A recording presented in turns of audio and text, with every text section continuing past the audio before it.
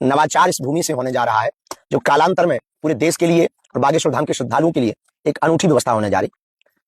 पूर्ववत संकल्प हम सबने दिया था कि भारत को हिंदू राष्ट्र बनाना है, और भारत को हिंदू राष्ट्र बनाया तभी जा सकता जब हिंदू राज्य होंगे। भारत को हिंदू राष्ट्र तभी बनाया जा सकता है जब हिंदू जिले होंगे। भारत को हिंदू राष्ट्र तभी बनाया जा सकता है जब हिंदू ग्राम होंगे, और भारत को हिंदू राष्ट्र तभी बनाया जा सकता है जब हिंदू घर होंगे। इसी प्रकल्प को लेकर के अभी भारत में एक भी गांव ऐसा नहीं है जो स्वयं से हिंदू ग्राम घोषित हो, लेकिन हमने मन में विचार किया लगभग 1000 परिवार बागेश्वर धाम के 1000 मकानों में रहेंगे।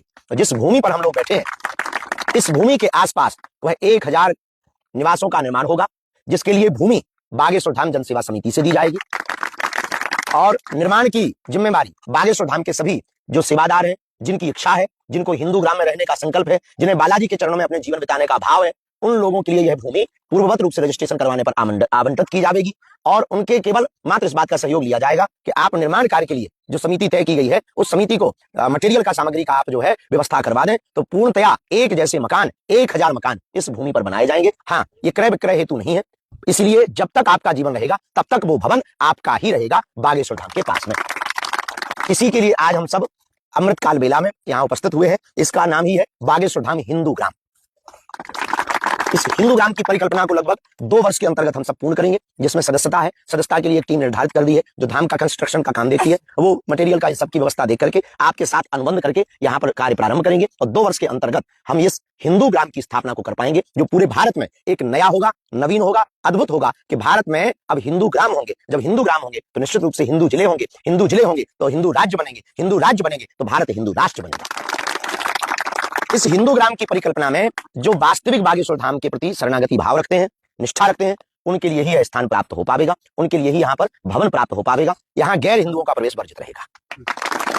इस हिंदू ग्राम की, हाँ, कोई सनातन को मानता है, उसकी श्रद्धा है, सनातन के प्रति उसकी निष्ठा है, तो वो स्वीकार है।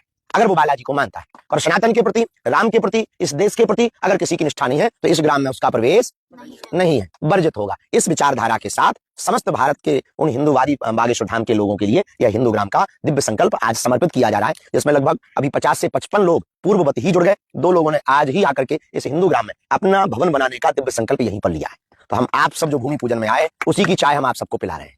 तो सबको खूब खूब बधाई हो। एक नवाचार होने पर आप सबको खूब खूब बधाई हो। उसके लिए अगर आप हिंदू ग्राम की इस परिकल्पना के साथ जुड़ना चाहते हैं, तो जो कमेटी है उस कमेटी से आप संपर्क कर सकते हैं, वहां पर आप अपना रजिस्ट्रेशन करवा सकते हैं। तो जो निर्माण परिकल्पना के साथ जुड़ना चाहते हैं, तो जो कमेटी है उस कमेटी से आप संपर्क कर सकते हैं, वहां पर आप अपना रजिस्ट्रेशन करवा सकते हैं। तो जो निर्माण कार्य में खर्च होगा वो तो मैं ही अपनी जेब से देना पड़ेगा, हम तो दे नहीं सकते हैं, लेकिन वो 2 प्रकार से होगा। तो सुविधा में परिवर्तित होगा, दूसरा हिंदू ग्राम भी बन जाएगा, तीसरा आप जब भी बागेश्वर धाम आएंगे अपनी चाबी खोलिए, आराम से रुकने का मौका